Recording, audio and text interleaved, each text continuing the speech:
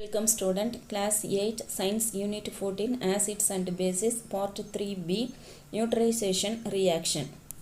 Acids and bases இந்த லெசனில் உங்களுக்கு learning objectives define acids and bases, understand the properties of acid and bases, distinguish between acids and bases, list out the uses of acids and bases, understand the neutralization reaction between acids and bases, know about acid base indicators. இதெல்லாம் உங்களுக்கு learning அப்ஜெக்டிவ்ஸாக இந்த லெசனில் கொடுத்துருக்காங்க.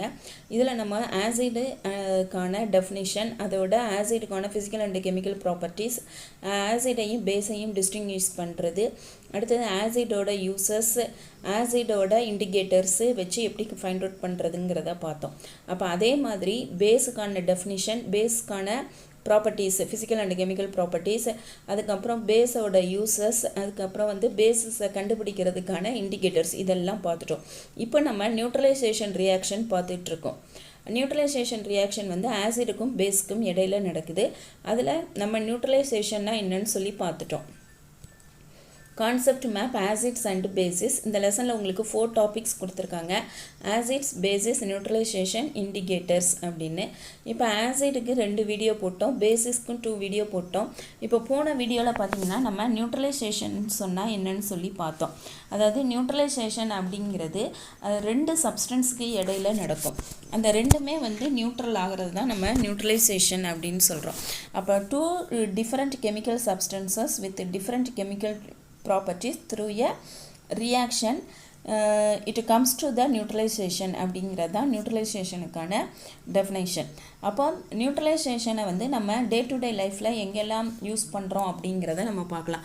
இப்போது சாதாரணமாகவே சமையல்லையே நம்ம இந்த neutralisation அப்படிங்கிறத பார்க்கலாம். இப்போ உங்கள் வீடுகளில் கொண்டக்கடலை சுண்டல் வச்சாங்க அப்படின்னு சொன்னால், கடலைங்கிறது புரோட்டீன். அப்போ புரோட்டீன் சத்து நமக்கு தேவைப்படும். அதே சமயம் பார்த்திங்கன்னா இப்போ வயசானவங்கலாம் சாப்பிட்டா அது கேஸ்ட்ரிக் ட்ரபிள் அதிகமாக கொடுக்கும். அப்போ என்ன பண்ணுவாங்கன்னு சொன்னால், அதில் பெருங்காயம் போடுவாங்க. அப்போ பெருங்காயம் வாயுவை கலைச்சி விடும். அப்போ அந்த இடத்துல அதை சரி பண்ணுது, அந்த நியூட்ரலாக ஆக்கி விடுது அந்த பெருங்காயம்ங்கிறது. அதே மாதிரி கொண்டக்கடலையை போட்டு உங்கள் அம்மா புளிக்குழம்பு வைக்கிறாங்க அப்படின்னு சொன்னால், அந்த புளிக்குழம்புல என்ன பண்ணுவாங்கன்னா, சில பேர் பெருங்காயம் போடுவாங்க, சில பேர் என்ன பண்ணுவாங்கன்னா பூண்டு நிறைய போடுவாங்க. அப்போ அந்த புரோட்டீன் கேஸ்ட்ரிக் ட்ரபிளை கொடுக்குது அப்படின்னு சொல்லும்போது அந்த பூண்டு போய் அந்த வாயுவை கலைச்சி விட்டுரும். அப்போ அதே மாதிரி தான் நம்ம இந்த நியூட்ரலைசேஷன் ரியாக்ஷன் அப்படிங்கிறது பார்த்திங்கன்னா, இப்போ ஆசிட்னால ஒரு விளைவு ஏற்படுது அப்படின்னு சொன்னால் அந்த பேஸ் போய் அதை சரி பண்ணி விடும். அப்போ பேஸுனால அந்த இடத்துல ஒரு எஃபெக்ட் வருது அப்படின்னு சொன்னால் அந்த ஆசிட் போய் அதை சரி பண்ணி விடும். இதை தான் நம்ம நியூட்ரலைசேஷன்னு சொல்கிறது. Neutralisation reactions in our daily life, day to day லைஃப்பில் நம்ம எங்கெல்லாம் நியூட்ரலைசேஷனாக பார்க்கலாம். Balancing acids and bases is important for our health and for our environment. ஆசிடையும் பேஸையும் நம்ம பேலன்ஸ் பண்ணிக்கிட்டே போகணும். அது நம்ம ஹெல்த்துக்கும் என்விரான்மெண்ட்டுக்கும் ரொம்ப important one. We come across various neutralisation reaction in our daily life. நிறைய நம்ம டே டு டே லைஃப்பில் பார்க்குறோம். Let us study about the importance of some of those reactions. அதை பற்றி நம்ம இப்போ இங்கே பார்க்க போகிறோம். இப்போ அதே மாதிரி உங்கள் வீடுகளில் இப்போ நியூட்ரலைசேஷன் ரியாக்ஷனில் சில வீடுகளில் பார்த்தீங்கன்னா, இன்றைக்கி புளிக்குழம்பு வைக்கிறாங்க அப்படின்னு சொன்னால் அது காரம். அப்போ என்ன பண்ணுவாங்கன்னா, டெஃபினட்டாக புளிக்குழம்புக்கு தொட்டுக்கிறதுக்கு காய் கூட்டு வைப்பாங்க. அதுவும் மேக்ஸிமம் கீரை கடைஞ்சி வைப்பாங்க. கீரையில் நிறைய பருப்பு, தேங்காய் இதெல்லாம் போட்டு வைப்பாங்க. அப்போ அந்த புளிக்குழம்போட காரத்தை நீங்கள் சாப்பிடக்கூடிய அந்த கூட்டு அதை பேலன்ஸ் பண்ணி விட்டுரும். அது மாதிரி நீங்கள் டே டு டே லைஃப்பில் நீங்கள் அதை மாதிரி பார்க்கலாம். இப்போ உங்கள் புக்கில் கொடுத்துருக்கக்கூடிய எக்ஸாம்பிள்ஸ் தான் நம்ம பார்ப்போம். பீ பைட், அதாவது இப்போ தேன் பூச்சி கடிச்சிருச்சுன்னு சொன்னால் என்ன ஆகுதுன்னு பார்க்க போகிறோம். whenever bees or red ants bite us they inject an acid called formic acid into our body. பொதுவாகவே நம்ம வீடுகளில் ஏதாவது ஸ்வீட்லேயோ எதுலேயோ எறும்பு வந்துருச்சு, எறும்பை நீங்கள் தெரியாமல் சாப்பிட்டுட்டீங்க அப்படின்னு சொன்னால் எறும்பு நல்லதுதான் அப்படின்னு சொல்லுவாங்க, வயிற்றுக்குள்ளே போகிறது அப்படிம்பாங்க. அது ஒன்றும் இல்லை, அந்த பீஸ், ரெட் ஆண்ட், அந்த சித்தெரும்பு இதெல்லாம் பார்த்திங்கன்னா நம்மளை கடிக்கும்போது ஃபார்மிக் ஆசிட் அது ஃபார்ம் பண்ணிடுறதுனால அந்த உடம்புல ஒரு அரிப்பு ஏற்படும். அது acid. This acid cause burning sensation and pain. அதில் ஒரு எரிச்சலும் ஒரு வலியும் ஏற்படும். டு சப்ரஸ் த பெயின், அந்த பெயினை நீங்கள் அடக்கணும்னு சொன்னால், அந்த to suppress the pain, a suitable base in the form of calcium hydroxide. அதை வந்து நம்ம வீட்டில் வந்து கால்சியம் ஹைட்ராக்சைடுனா சுண்ணாம்புன்னு சொல்லுவோம். எல்லார் வீட்லேயும் கண்டிப்பாக சுண்ணாம்பு வச்சுருப்பாங்க. இப்போ அந்த காலத்துல எல்லாம் பார்த்தீங்கன்னா வீட்டில் சுண்ணாம்பு இல்லாமல் இருக்கவே இருக்காது. Lime paste available at home is applied so as to neutralize the formic acid. அப்போ அந்த ஃபார்மிக் ஆசிடை நியூட்ரலைஸ் பண்ணக்கூடிய கேரக்டர் வந்து கால்சியம் ஹைட்ராக்சைடுக்கு இருக்குது அப்படின்னு சொல்கிறாங்க. அதே மாதிரி சூடு பிடிச்சிருச்சுன்னு சொல்லுவாங்க சில பேர். சூடு பிடிச்சாலும் காலில் வந்து கட்டை விரலில் சுண்ணாம்பு வைப்பாங்க. அதுவும் ஒரு ட்ரீட்மெண்ட்டு தான். இதான் அந்த பீ பைட். இந்த இது அடுத்தது வாஸ்ப் பைட். வாஸ்ப்னா அந்த குளவின்னு சொல்கிறோம்ல அது. when we are bitten by wasp we feel the burning sensation and pain. ஒரு குளவி நம்மளை கடிச்சிருச்சு அப்படின்னு சொன்னால் நமக்கு burning sensation கொடுக்கும். இப்போ அங்கே பார்த்ததில் வந்து அது வந்து ஆசிட். இது வந்து என்னென்னா it is due to an alkaline substance injected by the insect. அல்கலைன்ங்கிறது என்னது? பேஸை வாட்டரில் கரைச்சாதான் அல்கலைன்னு சொல்லியிருந்தோம். அப்போ நம்ம உடம்புல வந்து அல்கலைன் ஃபார்ம் ஆயிடுச்சு. To neutralise the alkalinity we use vinegar which is an acid. Vinegar வீட்டில் இருக்கும். வினிகரை எடுத்து நம்ம அப்ளை பண்ணணும். ஓகே, இது வந்து ஸ்டிங்கர். அந்த எப்படி அந்த குளவி வந்து நம்மளை கொட்டுது அப்படிங்கிறதுக்கு. டூத் டிகே, பல் சொத்த விழுகிறது. Generally it is advised by the doctors that we should brush our teeth twice a day. Doctors வந்து 2 times ப்ரஷ் பண்ணணுங்கிறாங்க, மார்னிங் எழுந்த உடனே, இன்னொன்று வந்து நைட்டு தூங்க போகிறப்போ. ஆனால் இந்தியாவில் பார்த்தீங்கன்னா மேக்ஸிமம் வந்து 1 time தான் பண்ணுறாங்க. ஆனால் நம்ம எப்போ என்ன சாப்பிட்டாலும் சரி, ஒரு காஃபி குடித்தாலும் ஒரு டீ குடித்தாலும் சின்னதாக ஒரு ஸ்நாக்ஸ் சாப்பிட்டாலும் உடனே வந்து நம்ம மவுத்து ரின்ஸ் பண்ணிடணும். ஒரு வாயை நல்லா கொப்பளிச்சிட்டாலே போதும். இப்போ இருக்கக்கூடிய ஜென்ரேஷனுக்கு வந்து நைட்டு ப்ரஷ் பண்ணுற ஹேபிட்டு வந்துட்டு. This is because the bacteria present in our mouth decompose the food particles struck in the gaps between our teeth, thereby causing acid formation which leads to tooth decay. இது நாங்கள் சொல்லவே வேண்டாம், நிறைய TV ஆடில் நீங்கள் பார்த்துருப்பீங்க. அப்போ மெயினாக வந்து இந்த பற்களுக்கு இடையில கேப் இருக்கும், இடைவெளி அதிகமாக இருக்கும். சில பேருக்கு பற்கள் நெருக்கமாக இருக்கும். அதை விட பற்களுக்கு இடையில வந்து கேப் இருக்கிறவங்களுக்கு தான் இந்த ப்ராப்ளம் அதிகமாக வரும். அப்போ அந்த பல்லுக்கு இடையில போய் நம்ம சாப்பிட்ற சாப்பாடு ஏதாவது ஒன்று தங்கிடுச்சு அப்படின்னு சொன்னால் அந்த ஃபுட்டை டீகம்போஸ் பண்ணுறதுக்கு நிறைய பாக்டீரியா வந்து அந்த இடத்துல ஃபார்ம் ஆக ஆரம்பிக்கும். அப்போ அந்த பாக்டீரியா நம்ம வாய் கொப்பளிக்காமலோ விட்டுட்டோன்னு சொன்னால் அந்த பாக்டீரியா அந்த ஃபுட்டை டீகம்போஸ் பண்ணுறது இல்லாமல் அந்த நம்மளோட பற்களையும் சேர்த்து டீகம்போஸ் பண்ணி அதை வந்து பல் சொத்தையாக ஆக்கி விட்டுரும். Because the bacteria present in our mouth, நம்ம வாயில் இருக்கக்கூடிய அந்த bacteria decompose the food particles struck in the gaps between our teeth. நம்ம பற்களுக்கு இடையே இருக்கக்கூடிய கேப்பில் மாட்டிக்கிட்டு இருக்கக்கூடிய ஃபுட் பார்ட்டிகல்ஸை அதை டீகம்போஸ் பண்ணிடும். அப்போ thereby causing acid formation which leads to tooth decay. அப்போ அந்த இடத்துல ஒரு ஆசிட் ஃபார்ம் ஆகும், அதனால பல் சொத்தை ஏற்படும். இதுதான் நமக்கு தேவையானது. இந்த இடத்துல வந்து ஆசிட் ஃபார்ம் ஆகுது. To prevent this we have to neutralize the acid. அப்போ நம்ம அதை நியூட்ரலைஸ் பண்ணணும்னு சொன்னால் அந்த ஆசிடை நியூட்ரலைஸ் பண்ணணும். அப்போ நமக்கு ஒரு பேஸ் தேவைப்படுது. when we brush with tooth powder or tooth paste containing weak bases, அந்த வீக் பேசஸ் அது அந்த டூத் பேஸ்ட்டு இதெல்லாம் வீக் பேஸஸாக இருக்கும். அதை வச்சு நம்ம ப்ரஷ் பண்ணணும். அதனால தான் முன்னாடி பார்த்திங்கன்னா இந்த ஆலங்குச்சி வேப்பங்குச்சி இதெல்லாம் வச்சு ப்ரஷ் பண்ணுவாங்க. அப்போ அதில் இருக்கக்கூடிய அந்த கசப்பு வந்து அதில் இருக்கக்கூடிய அந்த கிருமிகளை கொன்னுடும். இந்த ஆசிட் கெட்ஸ் நியூட்ரலைஸ்டு. அதுக்கப்புறம் வந்து என்ன பண்ணாங்கன்னா சாம்பல் வச்சு விளக்குனாங்க, அப்புறம் உப்பு வச்சு சில பேர் விளக்கிக்கிட்டு இருந்தாங்க. So our teeth will be strong and healthy. அதனால தான் நம்ம அதுக்கப்புறம் நம்ம பற்கள் வந்து நல்லா ஸ்ட்ராங்காகவும் ஹெல்த்தியாகவும் ஆகிடும்னு சொல்கிறாங்க. As we know, hydrochloric acid present in our stomach helps the digestion of food material along with the enzymes secreted by liver, gallbladder and pancreas.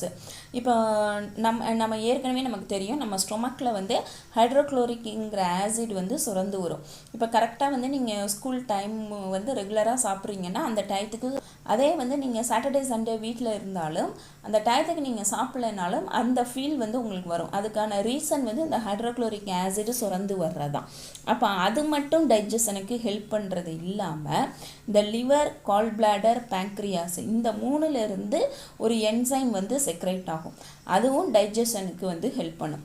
Sometimes, due to the excessive production of hydrochloric acid in our stomach, we feel burning sensation in food pipe and in chest area.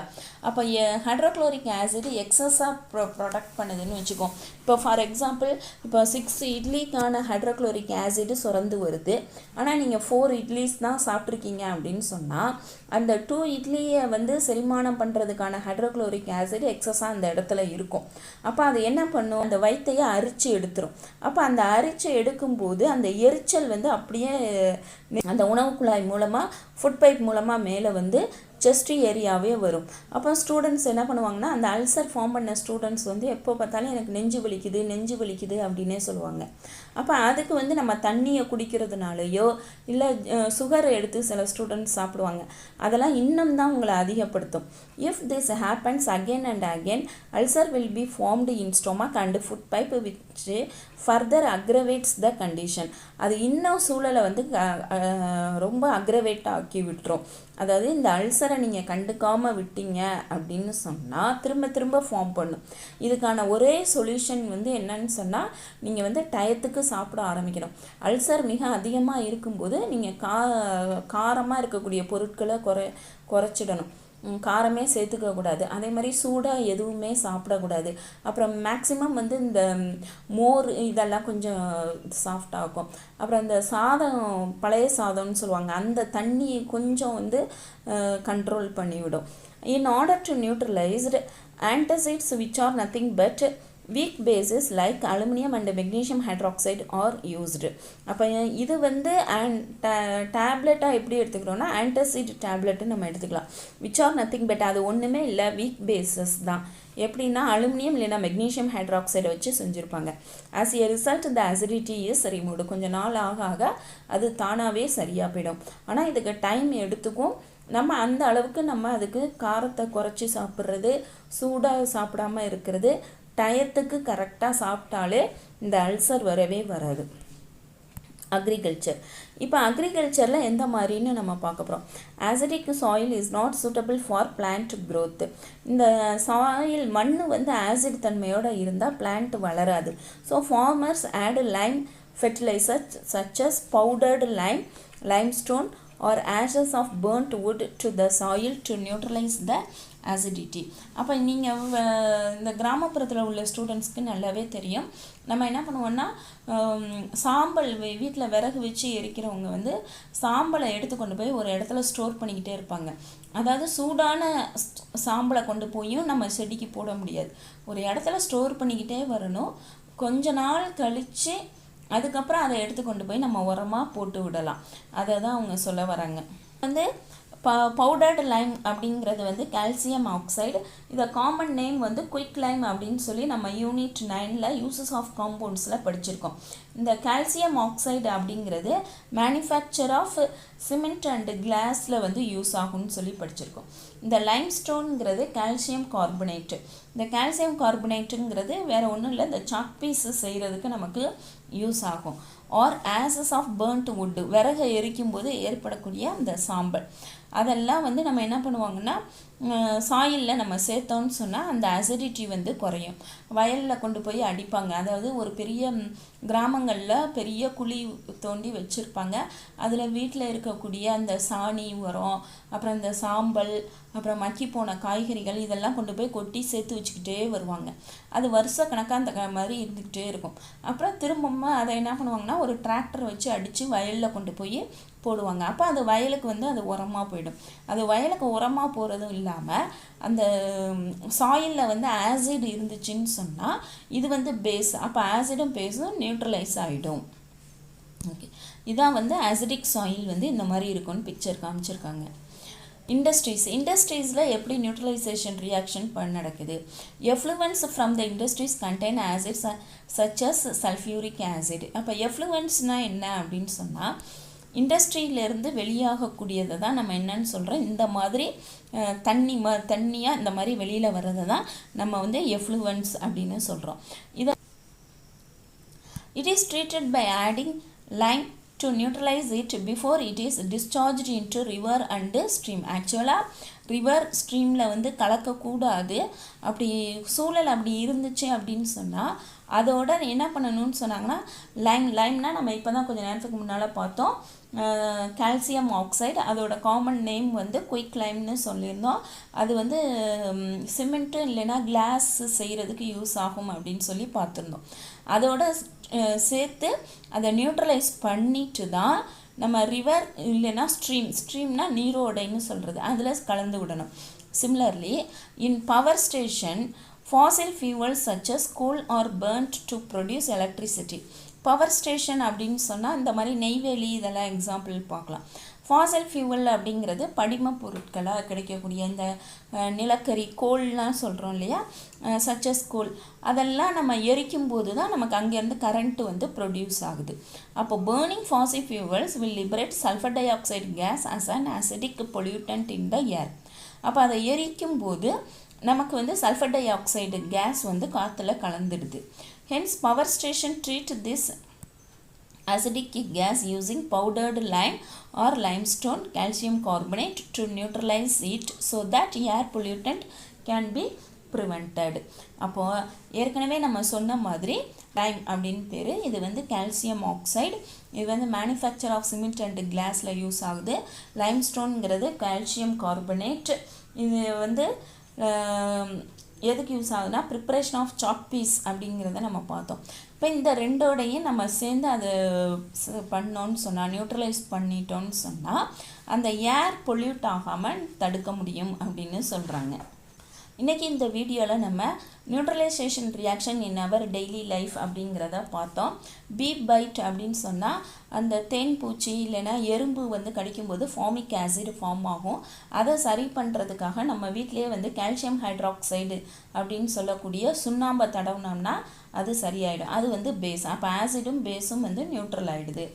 அடுத்தது wasp byte. அப்படி வாஸ்ப்புன்னா குளவி கடிச்சிருச்சுன்னா அது வந்து base. அதை சரி பண்ணணும் அப்படின்னு சொன்னால் நம்ம வீட்டில் வினிகர் இருந்துச்சுன்னு சொன்னால் அந்த அதில் தடவணும்னு சொன்னால் அந்த பேஸும் வினிகருங்கிற ஆசிடும் வந்து நியூட்ரல் ஆகிடும். அடுத்தது நெக்ஸ்ட்டு வந்து டூத் டீகே, பல்லு சொத்தையாகிறது. அப்போது பல்லுக்கு இடையில இருக்கக்கூடிய இடைவெளியில் ஃபுட் மெட்டீரியல்ஸ் இருந்துச்சுன்னு சொன்னால் பாக்டீரியா வந்து அங்கே போய் அதை டீகம்போஸ் பண்ணும். அப்படி பாக்டீரியா டீகம்போஸ் பண்ணும்போது அந்த இடத்துல ஆசிட் ஃபார்ம் ஆகி அந்த ஆசிடு பல்லை வந்து சுத்தம் பண்ணிடும்.